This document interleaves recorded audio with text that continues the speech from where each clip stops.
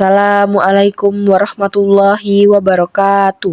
Di video kali ini saya akan membahas sejarah sosiologi, yaitu perkembangan sosiologi di Amerika dan Eropa dan perkembangan sosiologi di Indonesia.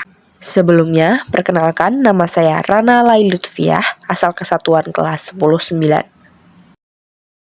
Sebelum memasuki materi yang akan dibahas, saya akan menjelaskan bagaimana awal terbentuknya sosiologi. Sosiologi awalnya merupakan bagian dari filsafat sosial yang membahas tentang masyarakat. Pembahasan pada masa itu masih berkisar pada hal-hal yang menarik perhatian umum, seperti kekuasaan dan konflik sosial. Seiring perkembangan zaman, cakupan pembahasan mulai meliputi tatanan kehidupan yang diharapkan masyarakat dan norma-norma yang harus ditaati oleh seluruh anggota masyarakat. Kajian baru ini kemudian dikenal sebagai sosiologi. Perkembangan sosiologi di Eropa dan Amerika. Faktor-faktor perkembangan sosiologi. Menurut Berger, sosiologi berkembang karena ancaman terhadap tatanan sosial. Leyendecker menyebut revolusi kapitalisme, individualisme, dan ilmu pengetahuan modern sebagai faktor utama. Dins menambahkan bahwa revolusi industri dan Prancis membawa perubahan besar yang mengubah cara hidup manusia. Kontribusi Auguste Comte. Auguste Comte mengusulkan agar penelitian tentang masyarakat menjadi ilmu tersendiri, yang ia sebut sosiologi. Menurutnya, sosiologi harus berdasarkan pengamatan sistematis terhadap masyarakat. Comte dianggap sebagai bapak sosiologi meskipun belum berhasil mengembangkan hukum-hukumnya. Pemikiran Herbert Spencer.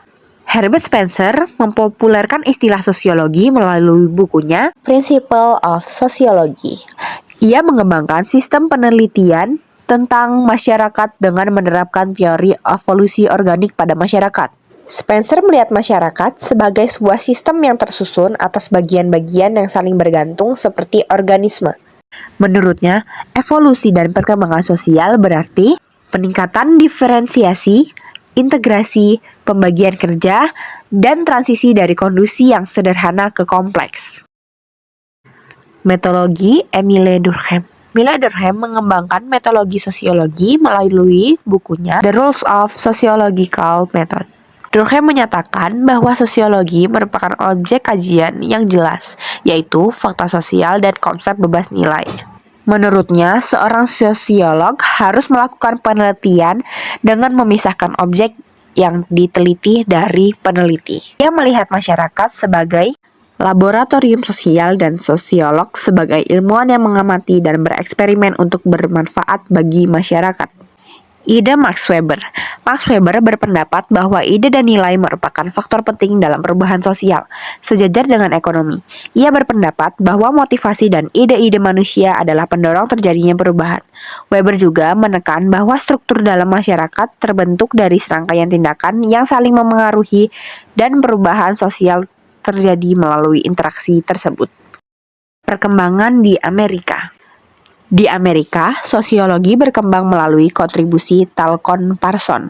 Parsons mengembangkan analisis fungsional dalam paradigma agil, adaptasi, pencapaian tujuan, integrasi, dan pemeliharaan pola untuk memahami fungsi struktur sosial dalam mempertahankan sistem masyarakat.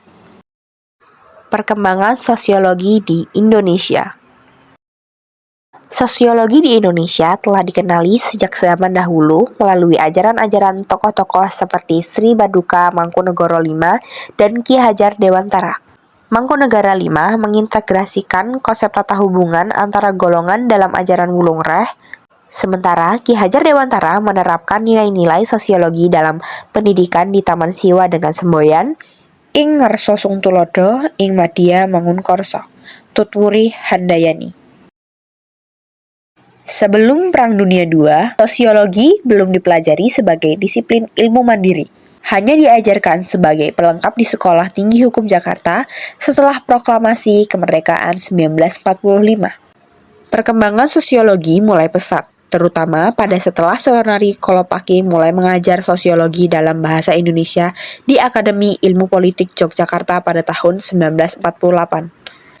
Buku pertama tentang sosiologi dalam bahasa Indonesia, Sosiologi Indonesia oleh Jody Gondokusumo, diterima baik di kalangan terpelajar. Sejak tahun 1950, buku-buku sosiologi dan Fakultas Ilmu Sosial mulai berkembang di berbagai daerah di Indonesia.